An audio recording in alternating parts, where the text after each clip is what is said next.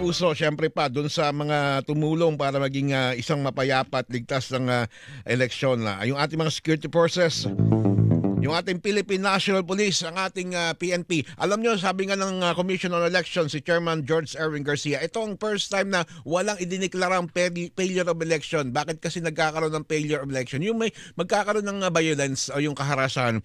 Pero para sa PNP at para sa buong bansa, mission accomplished dito ang ating pambansang pulisya, Philippine National Police, ha?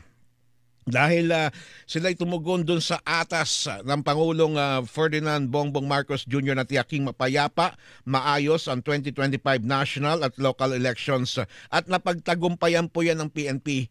Although meron po mga sabihin isolated na insidente ng karahasan, pero sa kabuuan, kung tignan natin sa kabuuan, ay hindi po yan nakaapekto doon sa kabuang sitwasyon ng peace and order po nito nakalipas na eleksyon, mga kapuso. Kaya masasabi natin mission accomplished po ang ating Philippine National Police na maisakatuparan ng kanilang mandato, ang kanilang tungkuling pangalagaan ang demokratikong proseso, isinakatuparan niya ng Philippine National Police na nagpakita ng kanilang disiplina, profesionalismo at matatagpong determinasyon, mga kapuso, ngayong katatapos lamang ng halalan.